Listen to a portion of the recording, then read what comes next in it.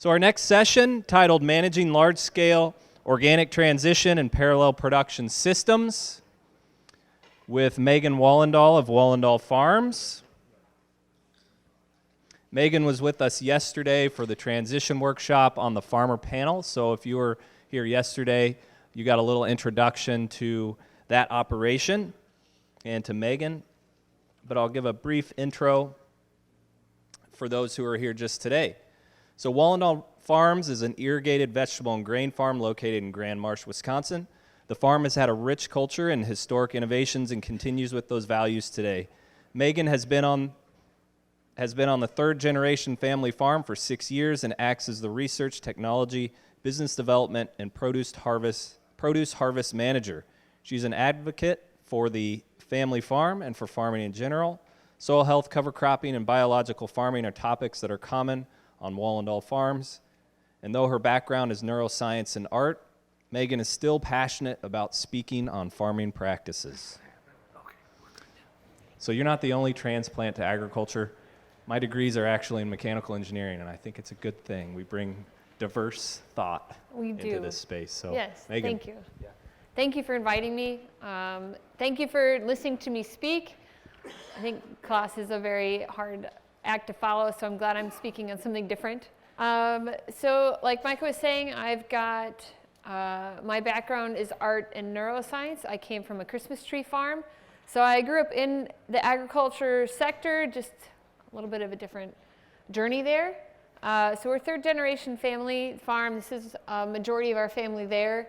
We identified some of our core values, so innovators, family, partner of choices for our employees, our partners, vendors, and ourselves. Sustainability, that is talking about our farming, but it's talking about also business continuity. We want to be sustainable as a business. So part of that conversation several years ago when we talked about transitioning, that came into our play was how do we want to be sustainable as a family business? Transitioning to organic became part of our plan. So we are a 3,300 acre farm. However, we are selling land. What? We have decided with 800 certified organic acres, it takes a lot to manage that. We don't need an additional 1,000 acres of corn and soybeans in addition to the management of organic, fresh market produce, pumpkins, and some specialty crop markets we're developing. That it's a lot to manage.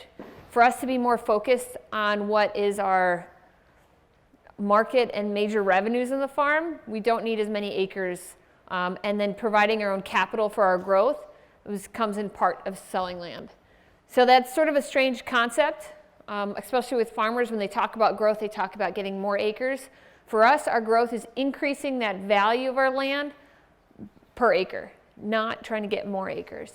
So really looking at the value added when you're transitioning or becoming organic should be part of that conversation. A little bit more about our farm. You can see our variety, but we also are really sandy soil. So we are in the central sands of Wisconsin. We're 100% irrigated and pretty low organic matter. We are working on building our organic matter, building our soils to be a little more sustainable. We just have really good drainage with all of that sand. So when you transition to organic, part of what you have to think about is your mindset. So when you're farming, for us, a lot of acres of corn and soybeans and a variety of processing crops, you can't say, okay, I've got my cover, I'm going to hit it with glyphosate, I'm going to till, I'm going to put my crop in, I'll do a pre-emerge, then once the crop emerges, I'll put another herbicide down, and I'm good. And I can put my fertility on and do this. There isn't a one-to-one when you transition to organic. You have to truly change your mindset. I was speaking with another farmer at a conference a couple months ago, and one of my comments was if you're transitioning to organic or becoming organic, or you are organic because of the market, maybe in a year or two you might not be in that farm, or you have to transition your mindset to include biology in that. You have to feed your soil. You have to have your soil provide for you rather than putting this amendment and this replacement for a conventional product. So really having that change in mindset. You can't just transition your ground, you got to transition your mind. And a part of these pictures on the left, that's our cucumbers that are interseeded with a buckwheat, kale, non-vernalized rye. And on the right, that's soybeans that's interseeded with a non-vernalized rye as some weed control measures. So what we were just talking about, why are you transitioning? When are you transitioning? How? How many people are transitioning or thinking about transitioning to organic? And how many are organic farmers already? Cool, thanks. Then I know who I should talk to. So even when you are organic, you still need to have your plans A, B, C, and Z. I'll talk about that a little bit later through some of what we've done and said, this will work. And then about 3 weeks later, we go, what now? And that was definitely our first couple of years of going, we had a plan, it didn't work, now we're scrambling we're being reactive. You have to be proactive. You have to have your plans. It helps to have 2 or 3 different plans, even if that plan is calling a neighboring farmer a month in advance saying, hey, I know you've got this cultivator. If at any point in the season I need it, could I give you a call? Just having that initial call with them is a proactive plan. And then defining your core crops, whether it's corn, soy, grain, for us, the specialty vegetables, defining a core crop. So we heard about soil health this morning. That's, boy, it's going to be emphasized. Whether any continuing education that us farmers go to, when you're looking at organic or transitioning, regenerative ag, eco ag, you're going to hear about soil health. It's real. It's not these outliers. It's something that is really valuable to learn about. This is a picture of our right before kraut cabbage, our organic kraut cabbage goes in. A really heavy cover of a winter pea, trit, and oats that we're putting back under the ground right before we transplant. And that's single passes with our Lemkin Reuben 9 that covers about 12 inches tall. So we're able to have a really nice incorporation with a single pass. So defining your core crops, we've identified something for us in the Central Sands as fresh vegetables. That's something in our area that is available to us that we can market and sell. Part of our selling some land and refocusing is we're finding that a lot of retailers want their organic vegetables packed. So we are now looking at packing line and packing material and a cold room to do all this. And that is putting our focus there rather than on figuring out how many more acres of corn or soy we need to do. In addition to that, we grow a lot of dry edible beans. So we want to reduce the amount of soybeans on our farm so we can continue having a healthy rotation of dry edibles on our farm.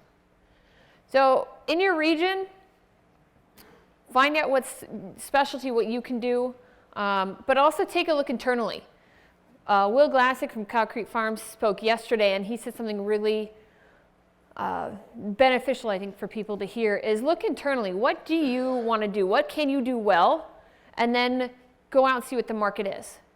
I think you can go out and look at the market and see what is going to be a good cash flow for your farm. But if you look at the market and go, mushrooms are going to be great, but I hate mushrooms, I don't know how successful that'll be for you. Look internally. Find out how you want to manage that, because then you can scale it up to a larger operation management. When you're looking at your region, we ship dry beans to 8 hours away. That's our region for organic dry edible beans. Your region suddenly has to become a lot larger. We grow a lot of conventional pumpkins on our farm. We've shipped to Wyoming, Florida, Texas. Our region for our pumpkins is expanding. We are most likely growing organic jack-o'-lantern pumpkins for decoration. There is a market for that. Just found that out. On the East Coast, and here's, I thought it was a little crazy. Why does someone want a decorative pumpkin that's organic? People do eat some of their organic jacks, but a lot of these stores that market themselves as 100% organic, 100% natural, can't sell a conventional jack-o'-lantern pumpkin, so they have to sell an organic.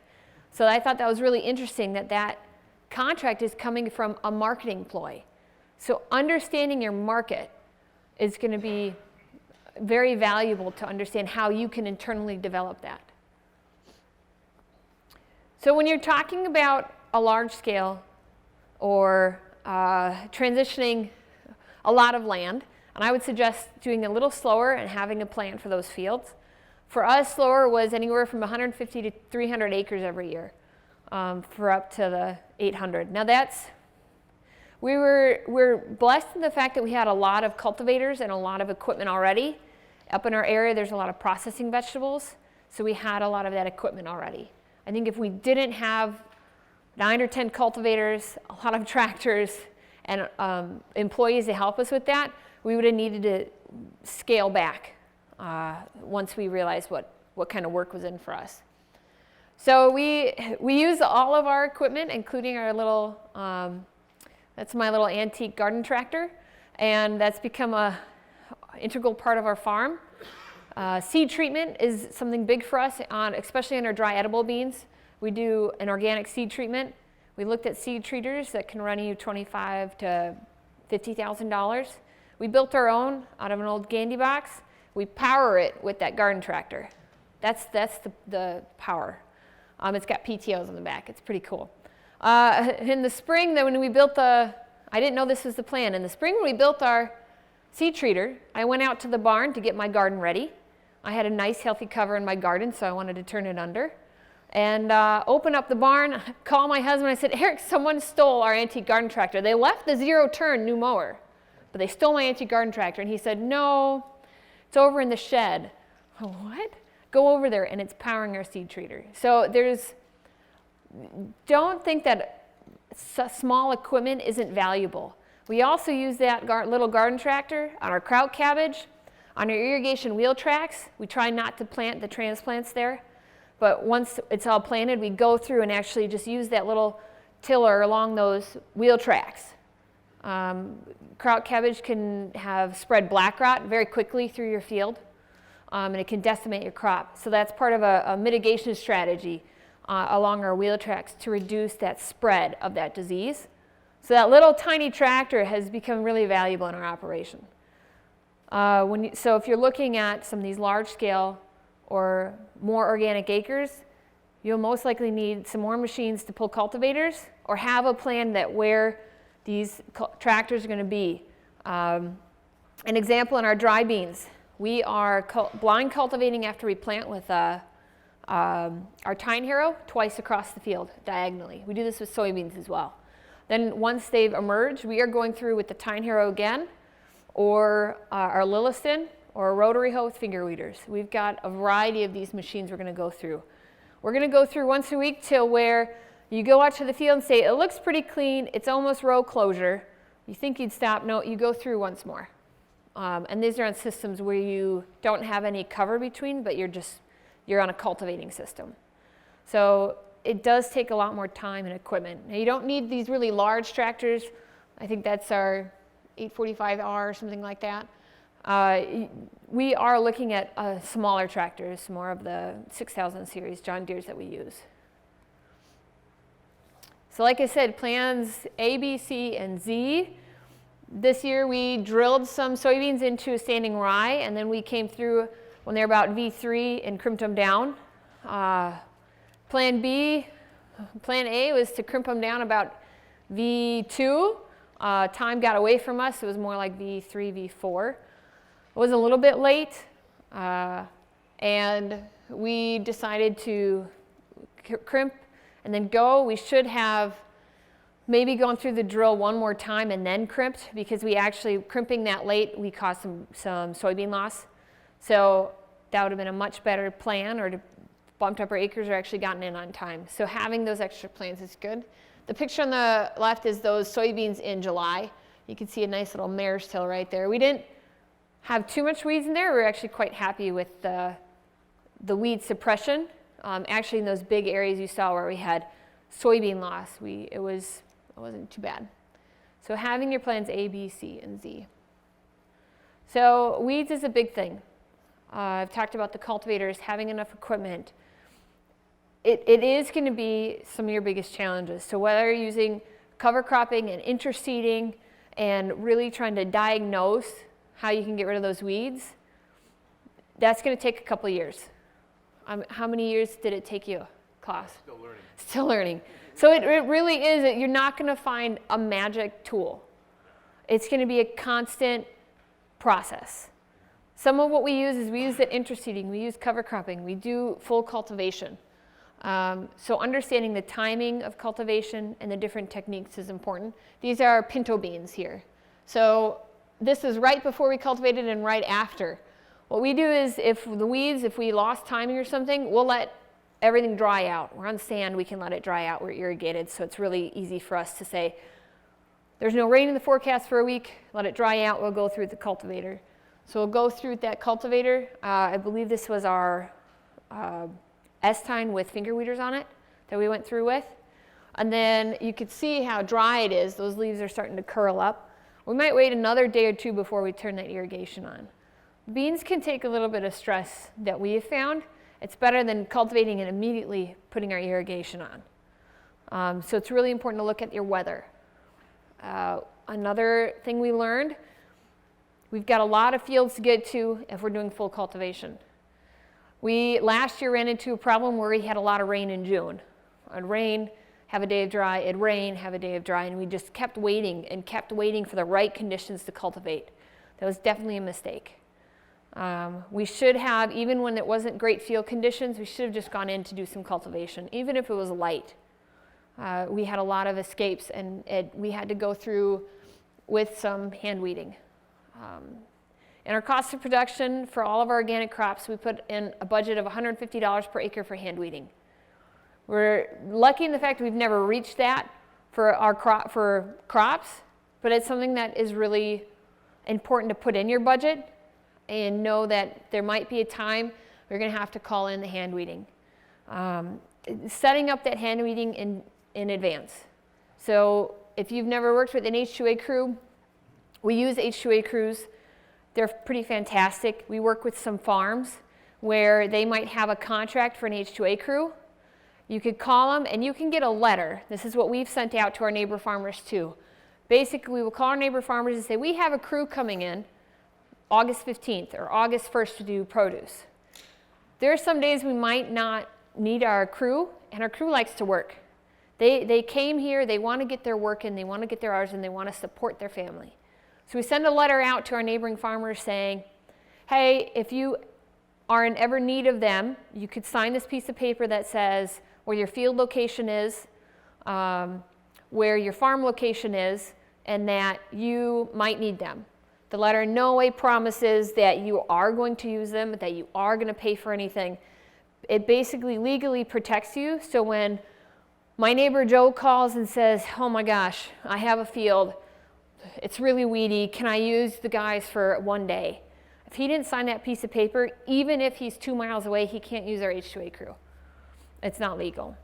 So it's, when you have a hand weeding plan, make sure you know if you're gonna have a group of locals, you're gonna work with other farmers, that you can use someone else's H2A crew. You can't just say, oh, they've got guys coming in, I'll call them when I need them. Call ahead of time, set that up. That's another proactive plan. We've had farmers sign it and never use them. It's just a protection measure for them. So when you're doing a lot of diversity and you're doing a lot of some specialty, there's a lot of paperwork. So organic, there's certification. This is working on our FSMA. We get certified by Primus for food safety. It's a pretty intense process. It takes several weeks, several months to prepare. Those last couple weeks, our large conference room table is just covered in paperwork. There's about 3-inch ring binders that we're using for all of our paperwork per year to prepare for that. So if you're saying, gosh, I love growing tomatoes. I found a market for someone to buy them. Finding out what they require for food safety will be important. If you've never done food safety, call someone to help you. It'll be a lot more calm. Your first year, when you have someone helping you with that. Our first year we had someone come in and help us, and that was very valuable. Farmers generally share, the guy that came in to help us came from another farm. He shared all of their SOPs and all of their document structure with us. You'd be surprised that in your community there's going to be people willing to share a lot of their documentation. So when you're looking at transitioning organic or your specialty, knowing all the paperwork that's required. When you're looking at financials, I have some numbers up there. This is applicable to us.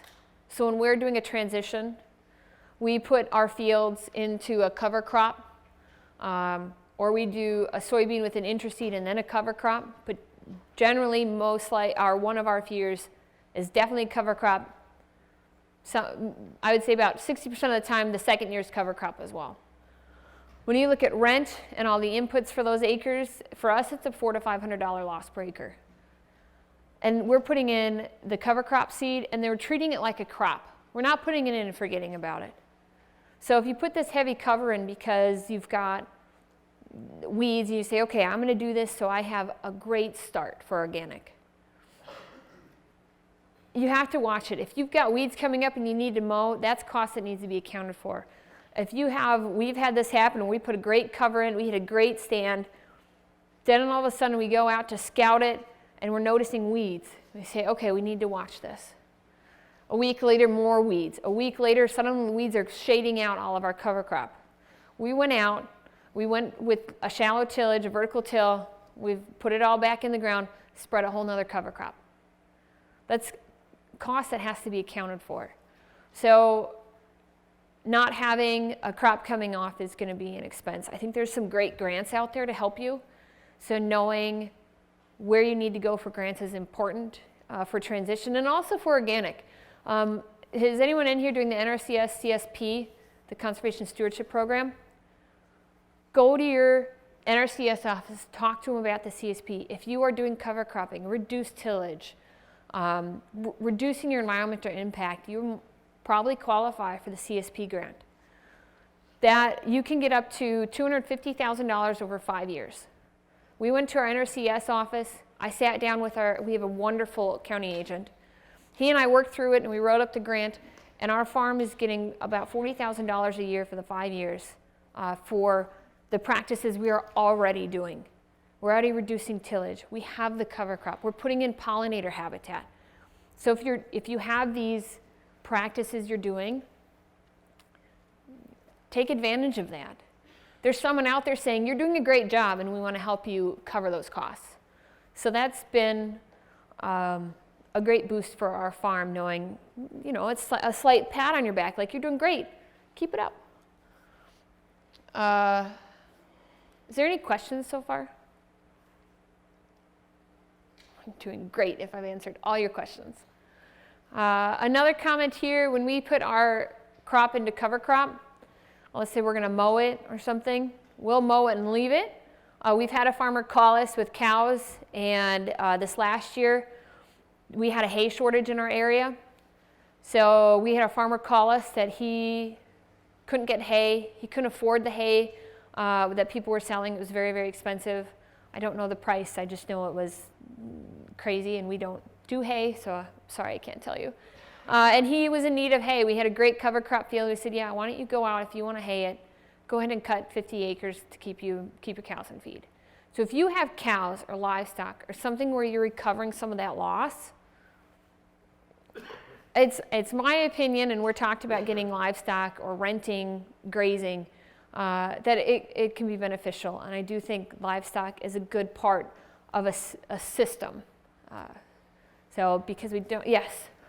With all your different enterprises and so many people helping out on the farm, what kind of management do you do to make sure everything gets done on time and you don't go crazy?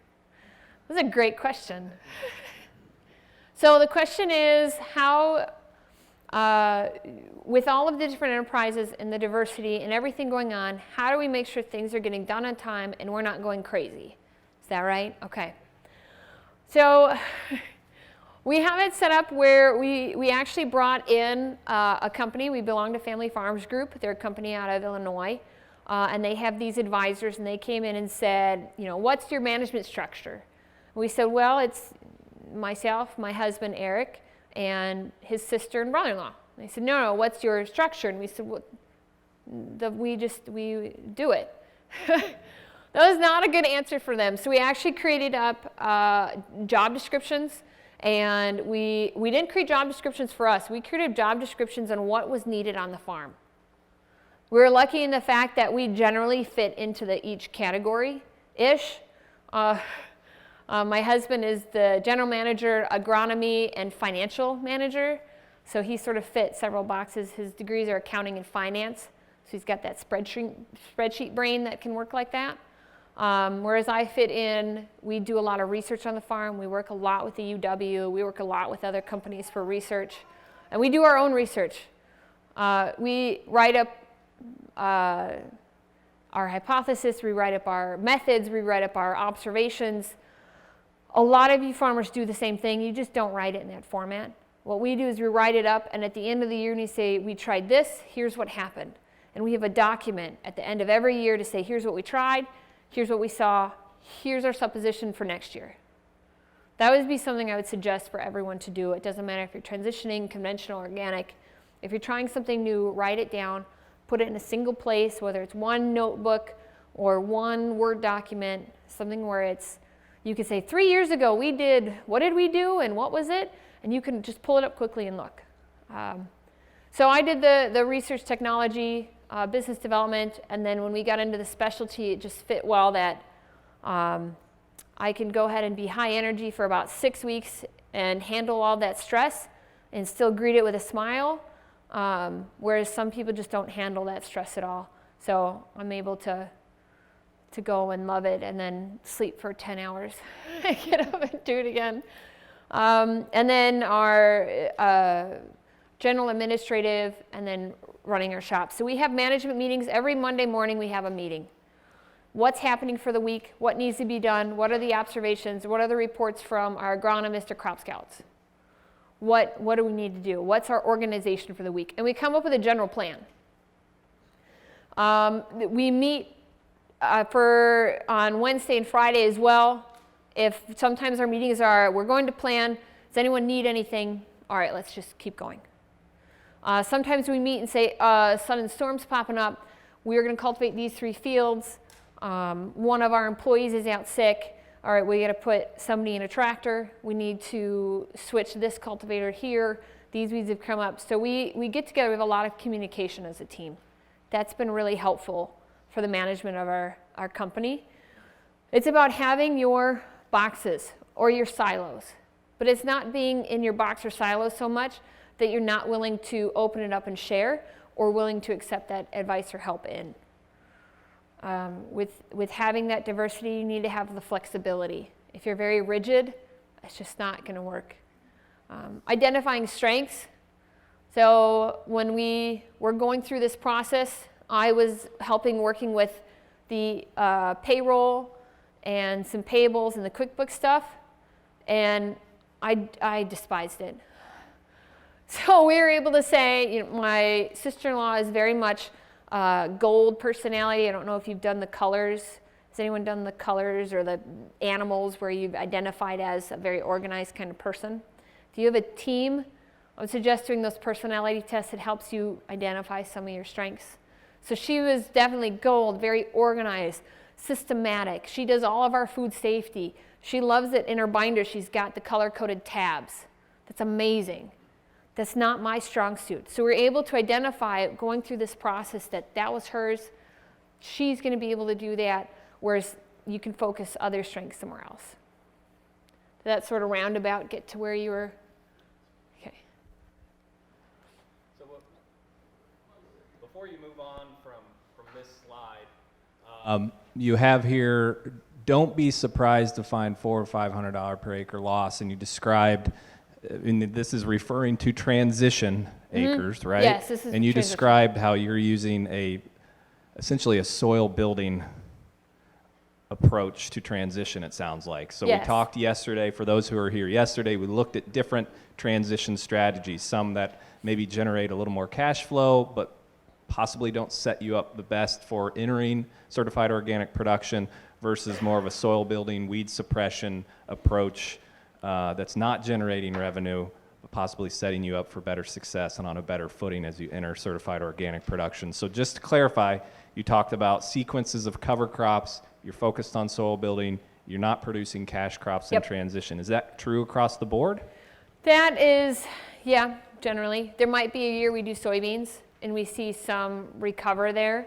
And the reason we do a year of soybeans is maybe the previous year it was potatoes, corn, and then we're going to transition and we say, you know what, if we're going to put a cover crop with a heavy legume mix in here, why not use soybeans?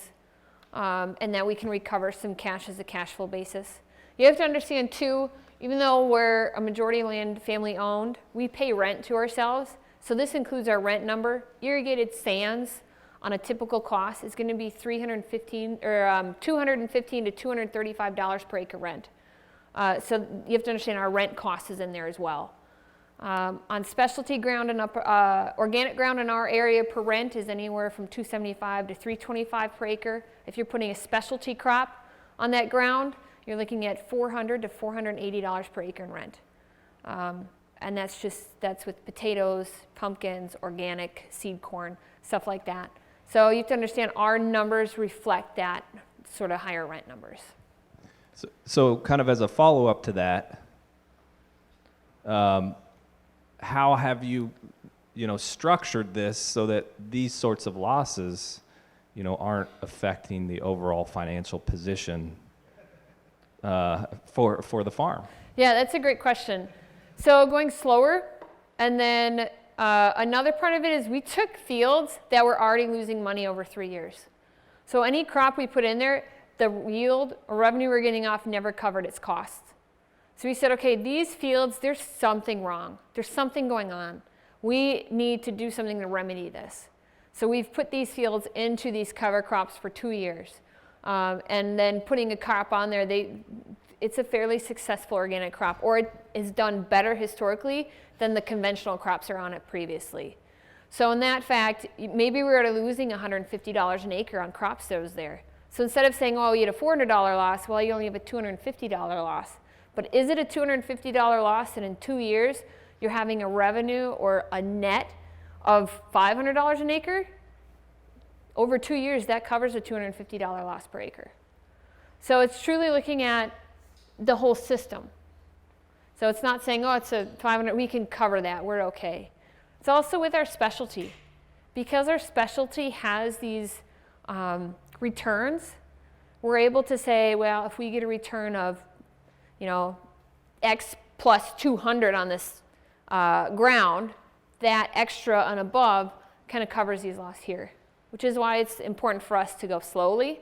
If you're saying, I've got 1,000 acre farms and I'm going to transition 500 acres, but I'm going to afford a $500 loss per acre, it's probably not a great business plan. I would probably say maybe try 50 or 25. What's your risk cup? Talk to your banker. Say, here's my plan over 5 years. I'm going to transition this, this, and this. You will see losses on these acres. If you are very upfront with your banker and say, here's where we're at, and here's where I want to be, I think you'll have a little bit more support. If you take your banker by surprise and say, oh yeah, I started transitioning this 100-acre piece. Yeah, I lost $200,000 on it. I don't know if they'll like that. So it's having a conversation with all your parties. And if you use a co-op, we had a conversation with our co-op. Here's our acres we're transitioning. Here's that are organic. We can't spray these. We're going to ask you for different cleanouts. We had to get a lot of paperwork from them for our organic certification, including during our transition. So they talk about certifying, you need all these documents. During transition, we needed to have their SOPs and their cleanouts and anything that they did for us, we had for our transition years as well. It made our certification go a lot smoother. Any other questions? So touching on the parallel operation, I just talked about certification. When you have a parallel operation, it's going to become so important to keep all of your documents in order and saying this is for the conventional side and this is for the organic side. When we talked about our separation of job duties, my sister-in-law who's got that organized, very file drawer mind, she makes sure all of our certification and all of our seed tags, receipts become incredibly important for our organic certification. We have our receipts for our conventional fertilizer. We have our receipts for organic fertilizer. We keep records on both So when our certifier says, well, how much 32% nitrogen do you guys use this last year? We say, well, here's our bill from our co-op. This accounts for this much gallons. These are all the fields it was applied on. So we've had it happen where our certifier asks to see our conventional side to make sure we're not sneaking some nitrogen somewhere else. It's important to, it's not just keeping that organic side on a parallel, it's keeping that conventional side organized as well, particularly with treated seed and seed tags. She asked to see all of our seed tags from our conventional fertilizer and to say what fields they're replacing and at what seed rate. So that's been, that was a little eye-opening for us on our parallel operation, accounting for everything on the conventional side with as much accuracy as was asked on our organic side. We're lucky in the fact that we have a lot of technology in our farm, and we're mostly accounting for that anyway, but once we got to organic, you really had to be in line with that. Equipment clean out. I cannot stress to you enough. An entire semi of kidney beans had to be shipped conventional because we had a great combine clean out. We forgot to clean out the truck. It was the first year we did conventional or organic kidney beans. We forgot about the truck. We use custom trucking, and with kidney beans, we'll use our own combine, but we also will hire custom combines for our kidneys and pintos and black beans. I can't stress the clean out.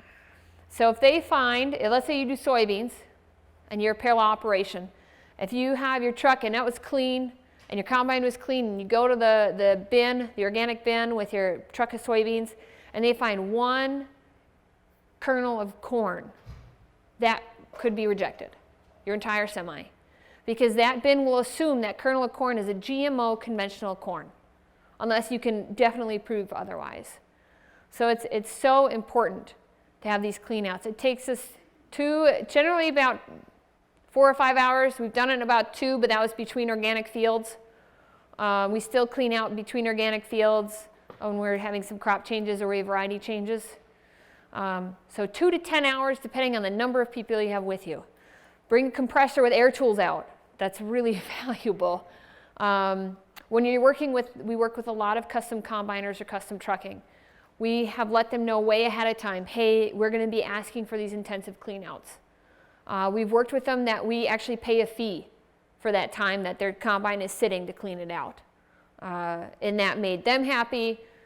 That made us as happy, but we knew to keep a really good working relationship where they knew it was important to us.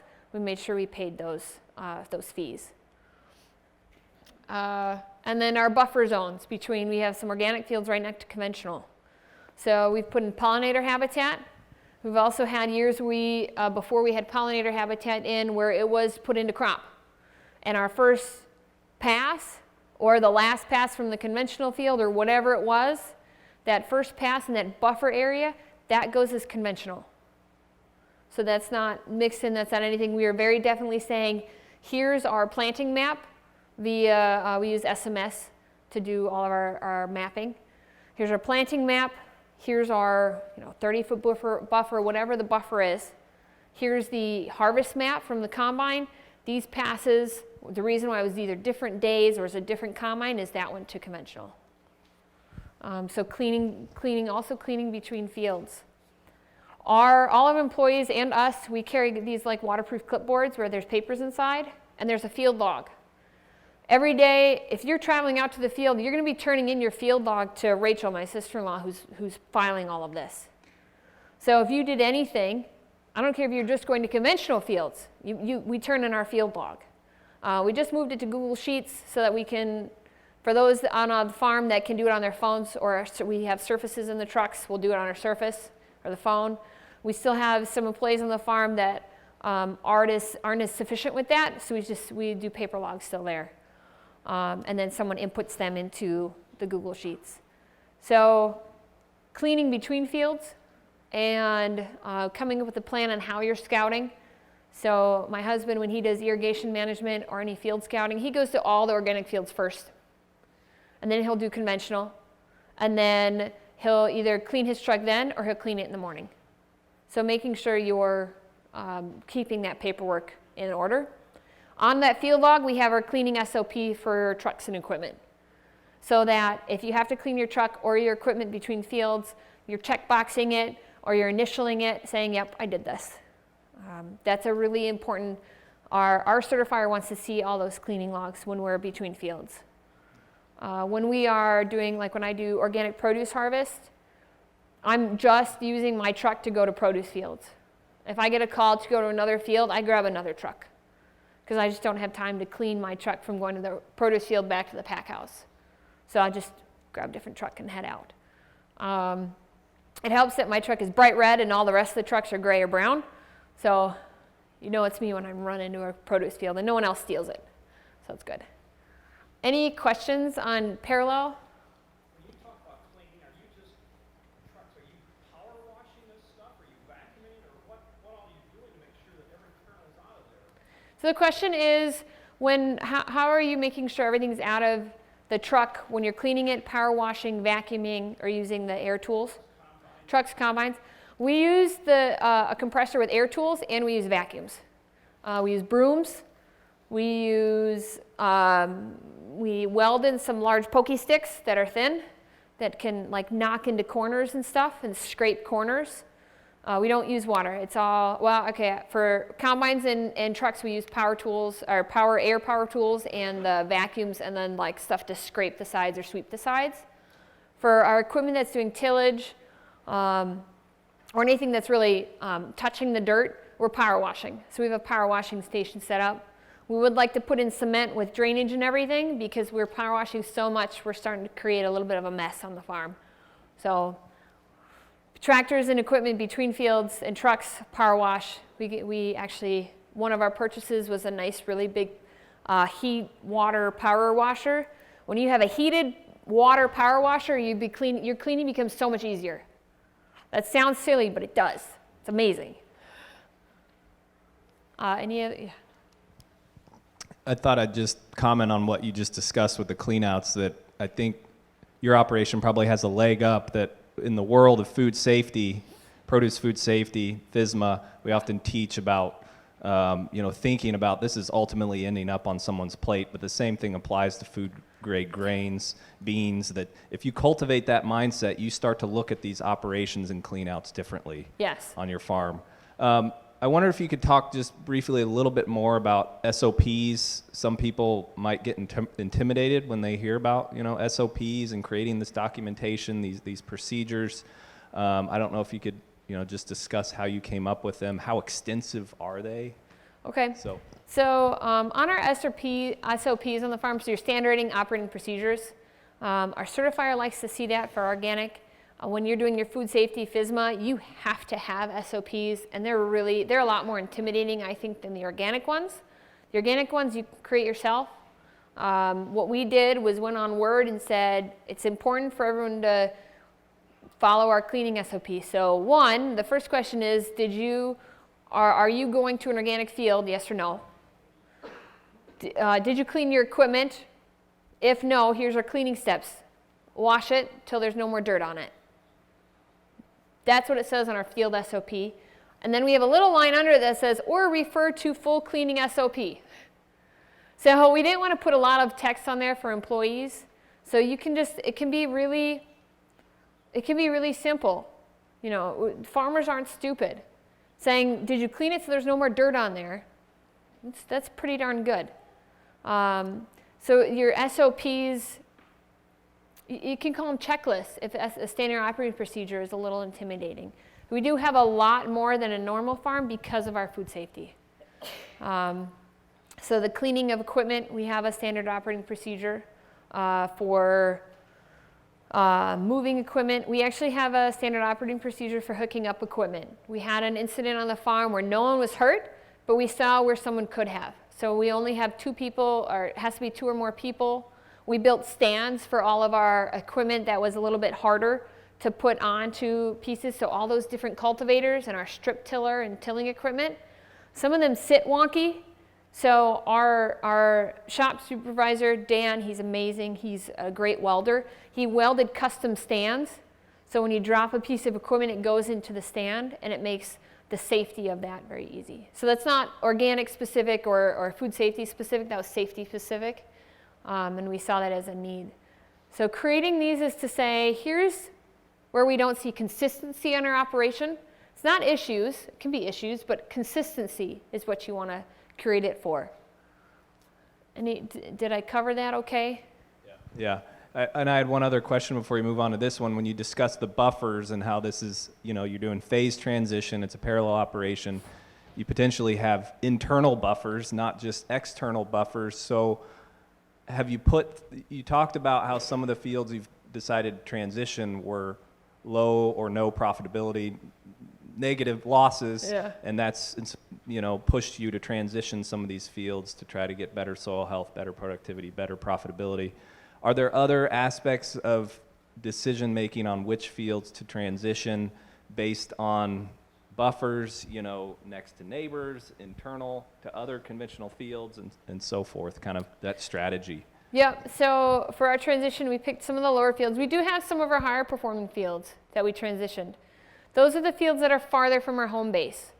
So we have transition fields that are about 8 miles out. Now you have to understand, our 3,300 acres were in a 8-mile radius, and about 2,000 acres was contiguous. So we're very lucky in the fact that we're very compacted in terms of our geographical location. So some really good fields we transitioned were 8 miles out. We did that because we knew when we're transitioning a field that was very low performing, we knew we'd have losses. Transitioning a field that was pretty high performing, that's where we put in soybeans one year and cover crop another. And we knew we'd have some recovery. And then in that first certified organic year, we could put in a crop that make revenue that it could cover that poor performing ground. So it was a mix there. So that general geographical location. Part of what we do is fresh produce. There's a lot of going back and forth from the pack house. So we wanted to have enough organic ground. We transitioned some. We also had some cleared virgin ground. And that became first year organic produce. So having that enough rotation near to our pack house to reduce the transportation and the food safety risk there was important to us. Is there any questions on that? Is that a dedicated edible bean machine, or how do you get that clean? So that's so that's just Bob's equipment, and we. 44? Yes, I think 44. Yeah. So it's a manufacturer that's no longer in business. So to get a specialty dry bean combine like this, you've got to find one and fix one. And this is after we had it fixed and we got it all painted and made sure it looked nice too. It's easier to clean when it's painted and there's no rust spots and everything. It really is easier to clean if you keep everything clean looking. So this is a dedicated dry edible bean machine. It is not just dedicated to organics and conventional. When we rebuilt it, we got an intimate knowledge of all the nooks and crannies, so that made it easier for us to clean between equipment. We also, when we're using our specialty combine or custom combine, we try and plan our season that all the organic gets harvested first. It makes your life so much easier. So whether you're harvesting all your organic first or last, that's important. We're starting to transition to harvest it later as we're trying to put in a good spring cover sometimes before we're putting in our organic crop. So having that on the back end, knowing the logistics of harvest is important. Any other questions? So this is a picture of us getting our kraut cabbage transplants. They come in cool semis.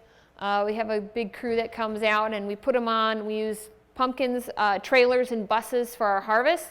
So we actually use those trailers to put all the transplants on, or buses, park them under irrigation system, and we can keep them watered fairly easily. And we talked a little bit about this as your marketing.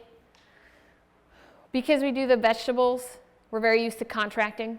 So having a contract before anything goes into the ground.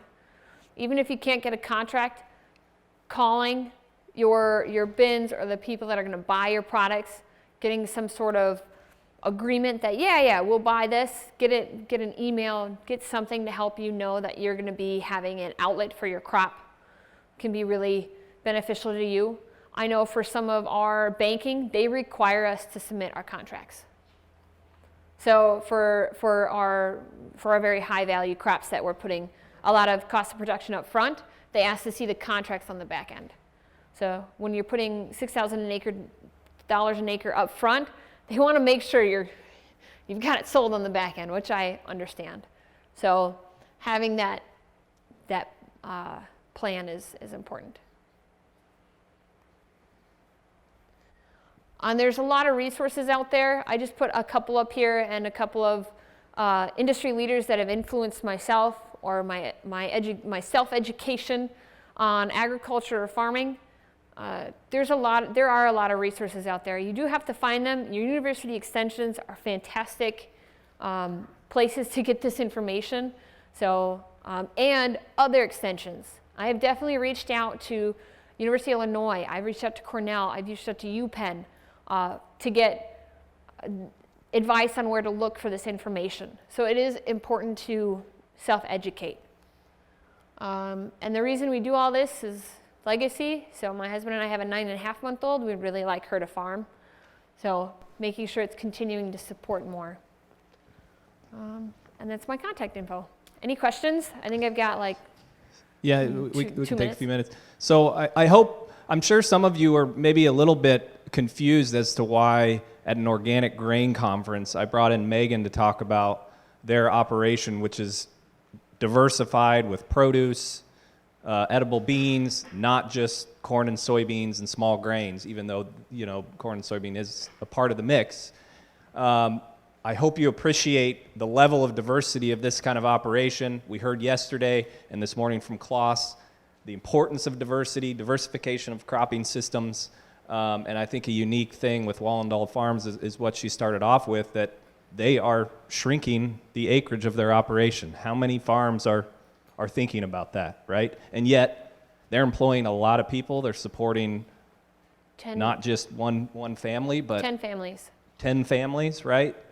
And shrinking acreage. This goes against what we traditionally think about in agriculture today. There's some really juicy gossip in Wisconsin right now. Did you hear Wallendals are selling 2,400 acres?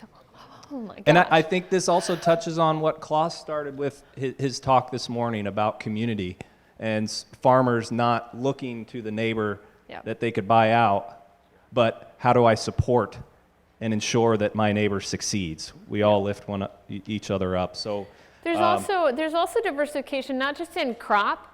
Let's say you're doing corn and soy and wheat. You can market yourself to the contractors to be more attractive than your organic neighbor down the road.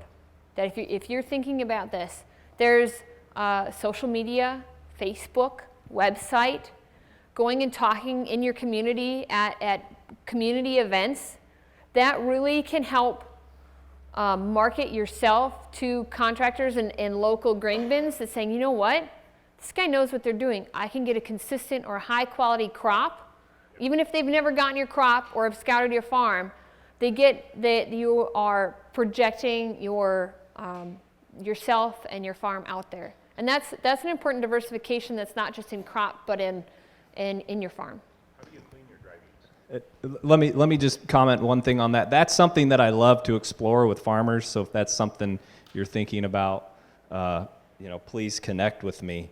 And another thing she mentioned is FSMA and the food safety, produce food safety stuff. Connect with somebody who knows that. That's an area that I previously worked within, certified lead trainer for the FSMA produce safety rule. So if that's something you're exploring, I'm happy to answer questions. But Klaus, you had a question for Megan? I guess the bigger question is infrastructure, but how do you get your dry beans cleaned, and have you had to develop special infrastructure for some of these crops? That's a great question. So part of our strategic move in reducing acres is to provide our own capital. For our current dry beans, we are direct shipping to our contractor who's cleaning them and sorting.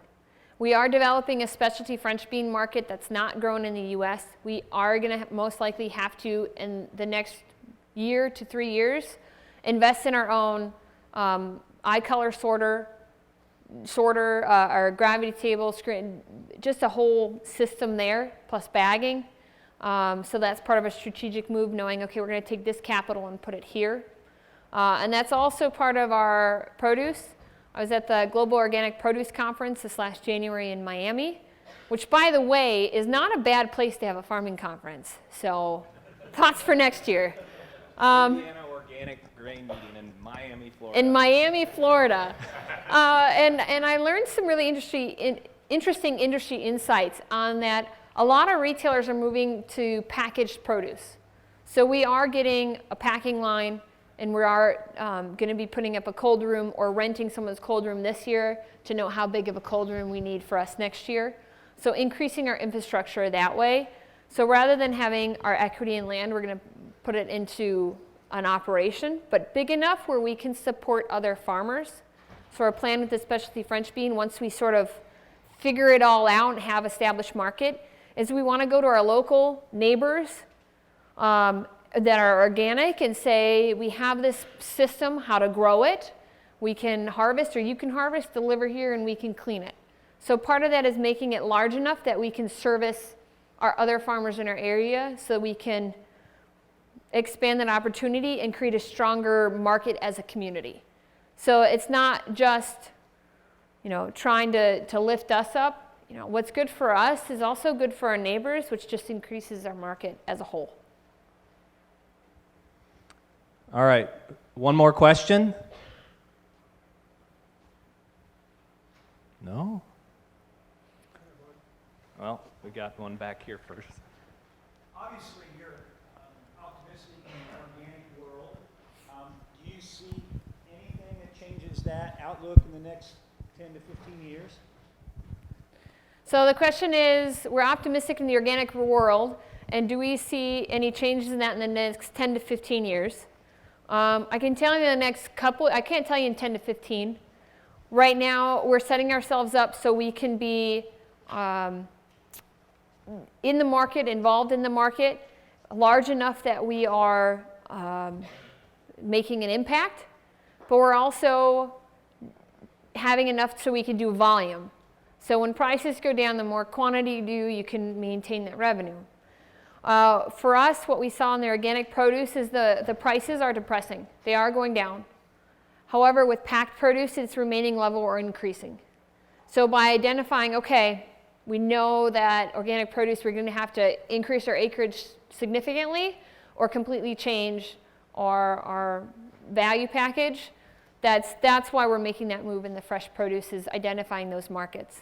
Same thing with corn and soy. If you see prices going down, you have to have plans. Say, okay, in 5 years, if organic corn isn't $9 and it's $7, how am I still viable as a farm? So you can't predict markets, but if you come up with a plan saying, okay, if in 3 years that price is depressed, how can I be viable? I think that is a lot more protection than to say, I hope the markets are going to stay right where they are or go up. So having that proactive plan, and maybe that's why I'm optimistic or seem optimistic, is we've identified if this happens, then we can move this way. If this happens, then we can move this way. Like that specialty French bean. We started developing that 6 years ago. In 2 or 3 years, we'll have enough for an export market. So that was, our goal was by year 10 to have exports. That was a 10-year plan, and we should make it. So having, but we also looked internally. We like growing dry beans. They're fun. They taste good. What's not on the market that maybe we can do? So that's an internal discussion we had. We identified it and said, let's go after it. So there. Excellent answer, and I think a good note to end on. Megan will be with us on the closing panel at the end of the day.